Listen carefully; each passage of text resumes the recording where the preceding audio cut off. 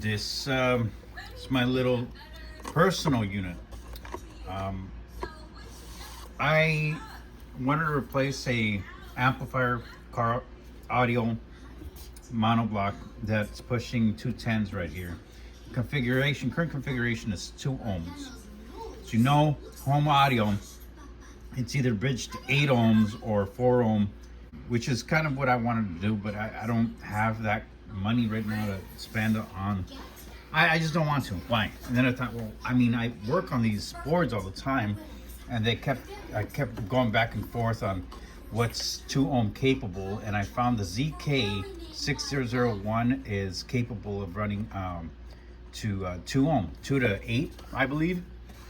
And so here it is.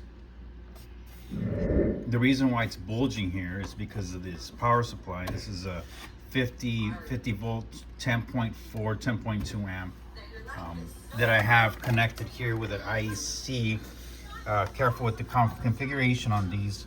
I'll try to put up a video or a couple of pictures here next, showing how this gets to be wired, because there's a live neutral and this and the ground that goes bypasses all of this and goes straight to the power supply.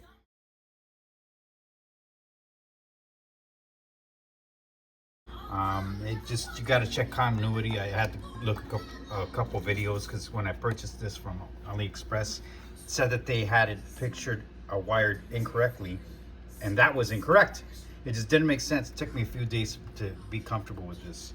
Now, I don't know if this voltmeter is capable of running off of a 50 volt, but we're gonna find out and look for magic smoke here in a little bit.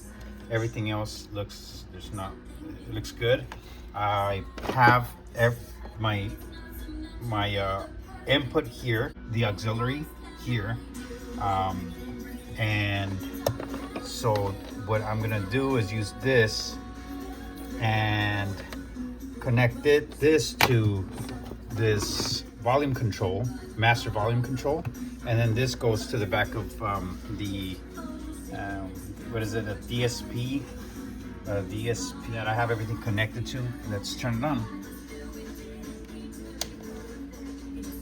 And that's not good.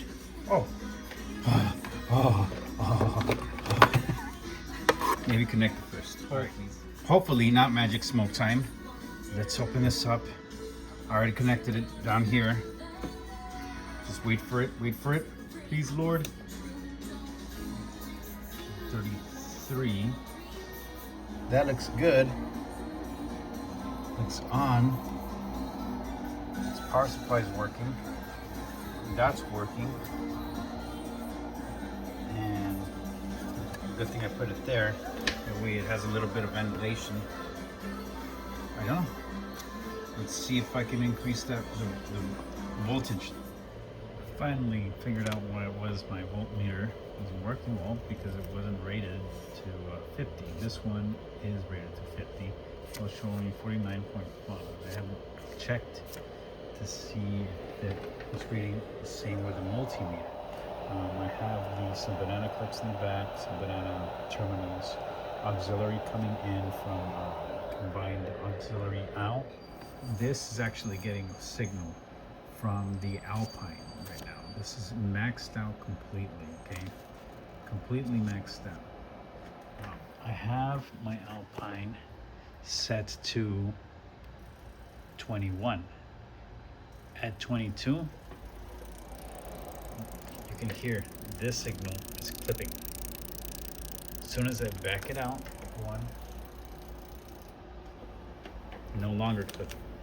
Been using this method for a while. I've tested and went back and forth between this and the oscilloscope, and this just it's on the money all the time, 100%. I would say I recommend this, as long as you can provide it with enough juice. Call out here is, if you're getting the ones with that are not on the actual board, they have a little spot on the left side where it says ground. You're gonna want to ground a wire on this board, I grounded it to the auxiliary in ground. So the black wire that comes with the board, and then that's coming in from here. So that black wire is the ground, and it'll tell you if you match up the Molex positioning where it goes, what the white and the red are for. One's left, one's right. I'll throw up a picture of what that looks like here next.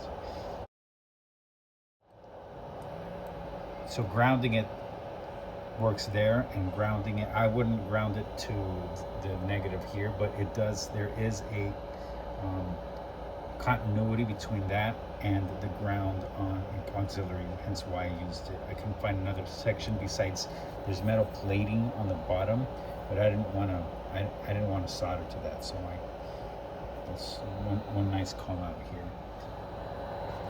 Recommended.